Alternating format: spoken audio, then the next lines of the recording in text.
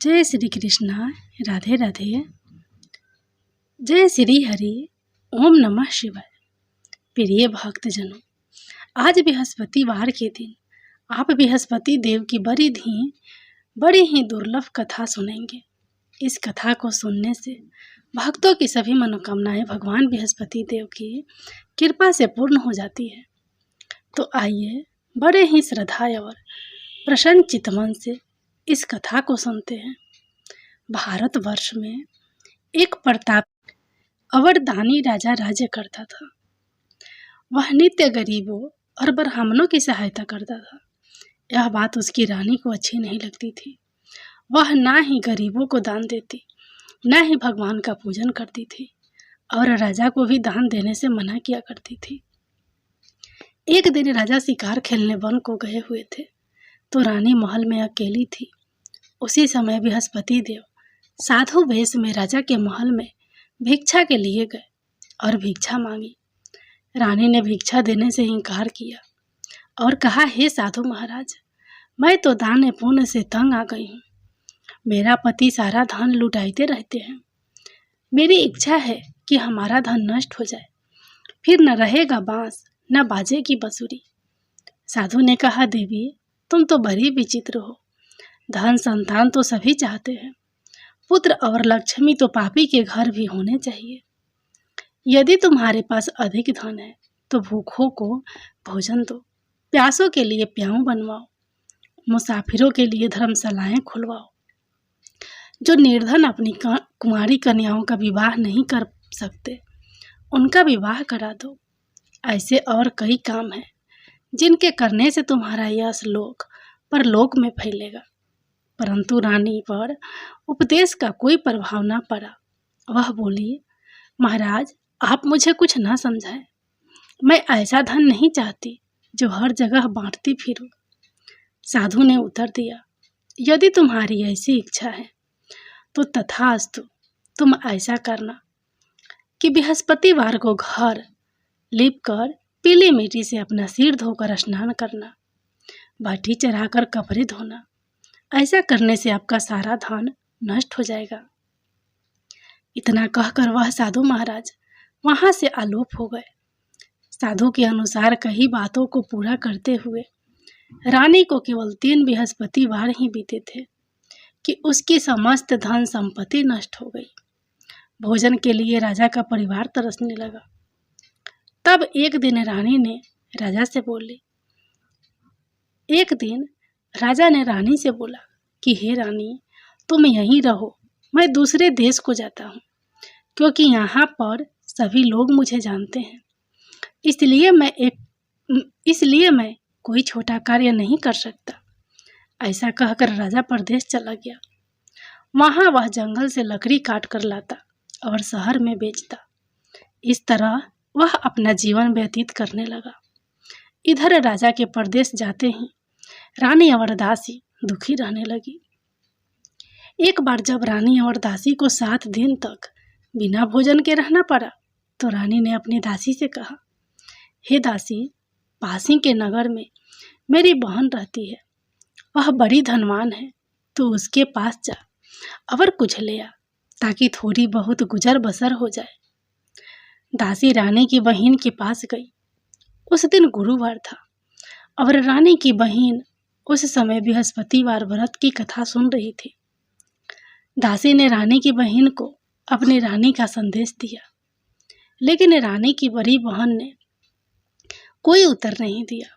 जब दासी को रानी की बहन से कोई उत्तर नहीं मिला तो वह बहुत दुखी हुई और उसे क्रोध भी आया।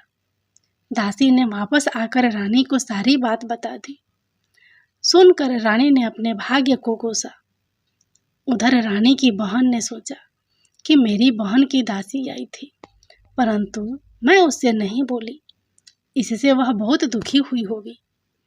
कथा सुनकर और पूजन समाप्त करके वह अपने बहन के घर आई और कहने लगी, हे बहन, मैं बृहस्पतिवार का व्रत कर रही थी।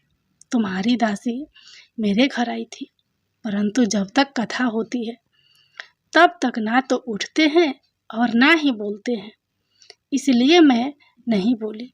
कहो दासी क्यों गई थी? रानी बोली, बहन तुमसे क्या छिपाऊं, हमारे घर में खाने तक को अनाज नहीं था। ऐसा कहते कहते रानी की आंखें भर आई। उसने दासी समेत पिछले 7 दिनों से भूखे रहने तक की बात अपनी बहन से विस्तार पूर्वक सुना दी।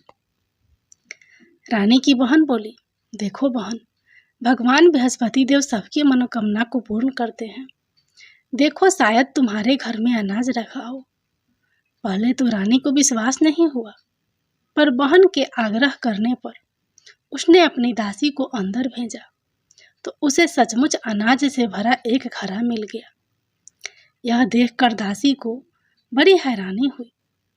दासी रानी से कहने लगी, हे रानी, जब हमको भोजन नहीं मिलता तो हम व्रत ही तो करते हैं, इसलिए क्यों ना इनसे व्रत और कथा की विधि पूछ ली जाए ताकि हम भी व्रत कर सके।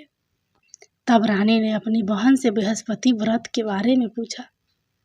उसकी बहन ने बताया, बृहस्पतिवार के व्रत में चने की दाल और मुनाका से विष्णु भगवान का केले की जड़ में पूजन करें तथा दीपक जलाएं, व्रत कथा सुने और पीला भोजन ही करें। इससे बृहस्पति देव प्रसन्न होते हैं। व्रत और पूजन विधि बताकर रानी की बहन अपने घर को लौट गई। 7 दिन के बाद जब गुरुवार आया तो रानी और दासी ने व्रत रखा। घुड़साल में जाकर चना और गुड़ लेकर आई। फिर उससे केले की जड़ तथा विष्णु भगवान का पूजन किया। अब पीला भोजन कहाँ से आए, इस बात को लेकर दोनों बहुत दुखी थे। चूंकि उन्होंने व्रत रखा था, इसलिए बृहस्पति देव उनसे प्रसन्न थे। इसलिए वे एक साधारण व्यक्ति का रूप धारण कर 2 थालों में सुंदर पीला भोजन दासी को दे गए। भोजन पाकर दासी प्रसन्न हुई और फिर रानी के साथ मिलकर भोजन ग्रहण किया। उसके बाद वे सभी गुरुवार को व्रत और पूजन करने लगी। बृहस्पति भगवान की कृपा से उनके पास फिर से धन संपत्ति आ गई, परंतु रानी फिर से पहले की तरह आलस्य करने लगी। तब दासी बोली, देखो रानी, तुम पहले भी इस प्रकार आलस्य करती थी। तुम्हें धन रखने में कष्ट होता था, इस कारण सभी धन नष्ट हो गया। और जब भगवान बृहस्पति की कृपा से धन मिला है तो तुम्हें फिर से आलस्य होता है।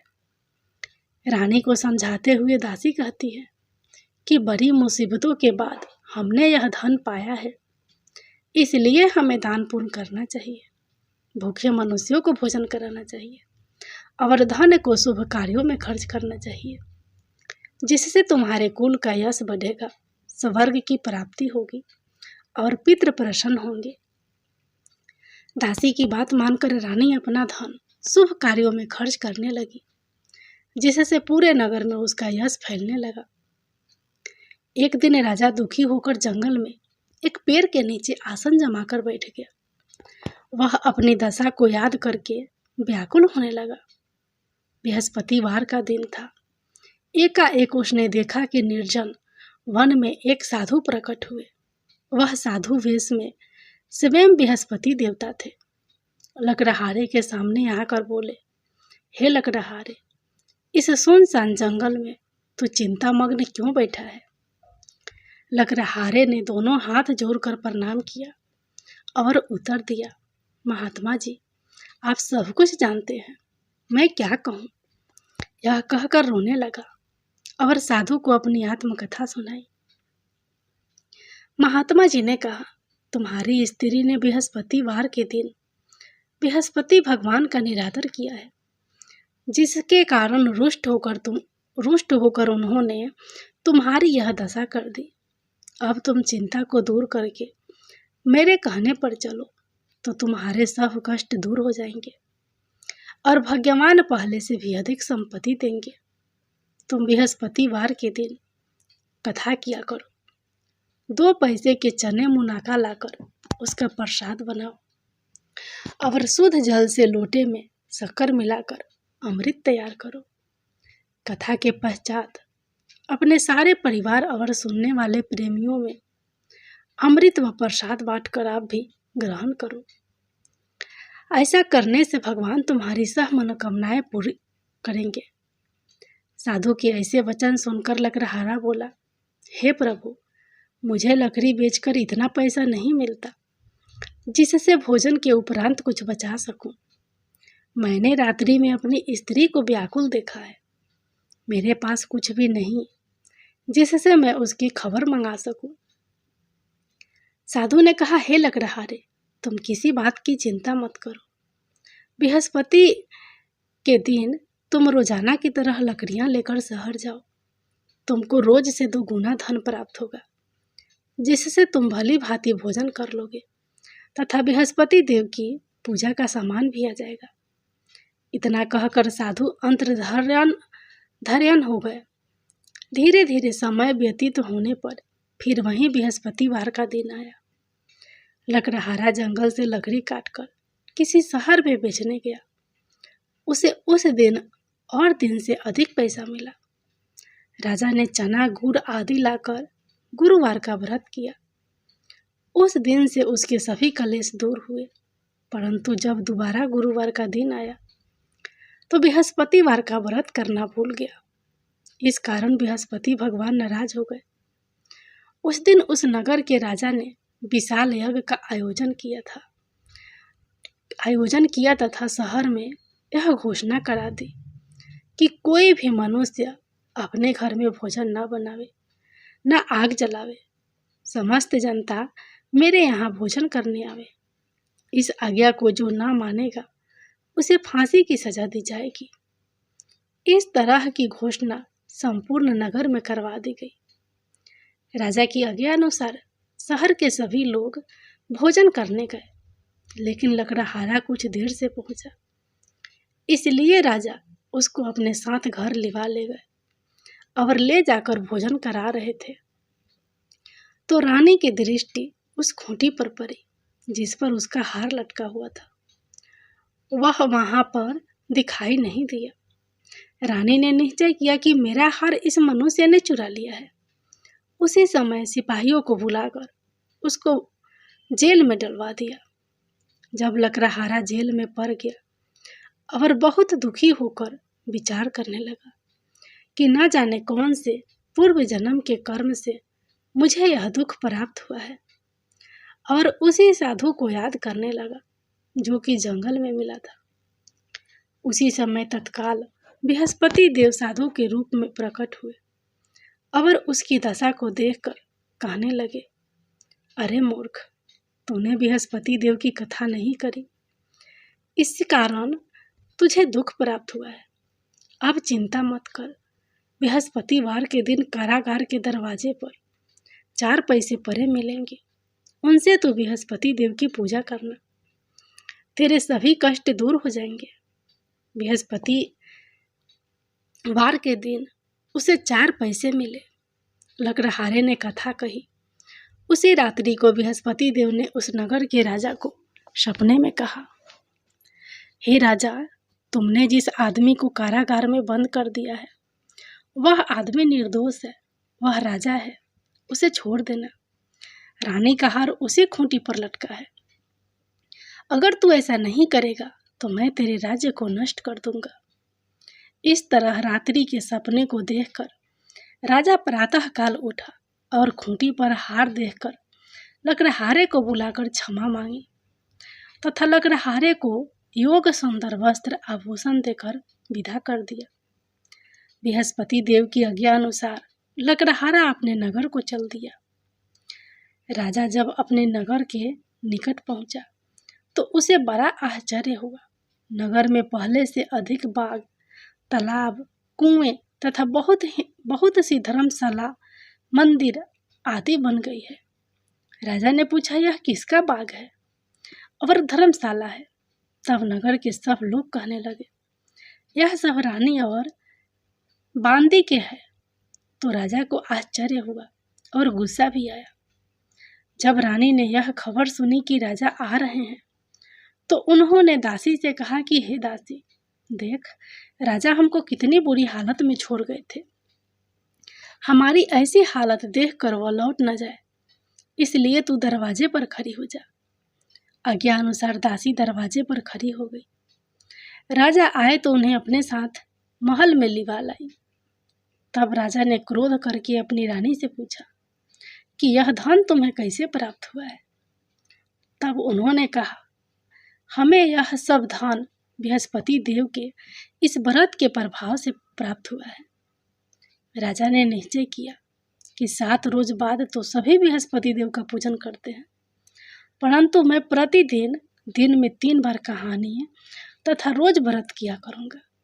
अब हर समय राजा के दुपट्टे में चने की दाल बधी रहती तथा दिन में 3 बार कहानी कहता। एक रोज राजा ने विचार किया कि चलो अपनी बहन के यहाँ हो आवे। इस तरह निश्चय कर राजा घोड़े पर सवार हो अपनी बहन के यहाँ को चलने लगा। मार्ग में उसने देखा कि कुछ आदमी एक मुर्दे को लिए जा रहे हैं। उन्हें रोक कर राजा कहने लगा, अरे भाइयों, मेरी बृहस्पति देव की कथा सुन लो। वे बोले, लो, हमारा तो आदमी मर गया है, इसको अपनी कथा की परी है। परंतु कुछ आदमी बोले, अच्छा कहो, हम तुम्हारी कथा भी सुनेंगे। राजा ने दाल निकाली और जब कथा आधी हुई थी कि मुर्दा हिलने लग गया, और जब कथा समाप्त हो गई तो राम राम करके मनुष्य उठकर खड़ा हो गया। आगे मार्ग में उसे एक किसान खेत में हल चलाता मिला। राजा ने उसे देख और उससे बोले, अरे भैया, तुम मेरी बृहस्पतिवार की कथा सुन लो। किसान बोला, जब तक मैं तेरी कथा सुनूंगा तब तक 4 हरैया जोत लूंगा। जा अपनी कथा किसी और को सुनाना। इस तरह राजा आगे चलने लगा। राजा के हटते ही बैल पछाड़ खाकर गिर गए तथा किसान के पेट में बड़ी जोर का दर्द होने लगा। उस समय उसकी माँ रोटी लेकर आई। उसने जब यह देखा तो अपने पुत्र से सब हाल पूछा और बेटे ने सभी हाल कह दिया। तो बुढ़िया दौड़ी दौड़ी उस घुड़सवार के पास गई और उससे बोली कि मैं तेरी कथा सुनूंगी, तू अपनी कथा मेरे खेत पर चलकर ही कहना। राजा ने बुढ़िया के खेत पर जाकर कथा कही, जिसके सुनते ही वह बैल उठकर खड़े हुए तथा किसान के पेट का दर्द भी बंद हो गया। राजा अपनी बहन के घर पहुंचा। बहन ने भाई की खूब मेहमानी की। दूसरे रोज प्रातः काल राजा जगा तो वह देखने लगा कि सब लोग भोजन कर रहे हैं। राजा ने अपनी बहन से कहा, ऐसा कोई मनुष्य है जिसने भोजन नहीं किया हो? मेरी बृहस्पतिवार की कथा सुन ले। बहन बोली, हे भैया, यह देश ऐसा ही है कि पहले यहाँ लोग भोजन करते हैं, बाद में अन्य काम करते हैं। अगर कोई पड़ोस में हो तो देख कर आती हूँ। वह ऐसा कहकर देखने चली गई, परंतु उसे कोई भी ऐसा व्यक्ति नहीं मिला जिसने भोजन ना किया हो। अतः वह एक कुम्हार के घर गई जिसका लड़का बीमार था। उसे मालूम हुआ कि उसके यहाँ 3 रोज से किसी ने भोजन नहीं किया है। रानी ने अपने भाई की कथा सुनने के लिए कुम्हार से कहा। वह तैयार हो गया। राजा ने जाकर बृहस्पतिवार की कथा कही, जिसको सुनकर उसका लड़का ठीक हो गया। अब तो राजा की प्रशंसा होने लगी। एक रोज राजा ने अपनी बहन से कहा कि हे बहन, हम अपने घर को जाएंगे, तुम भी तैयार हो जाओ। राजा की बहन ने अपनी सास से कहा।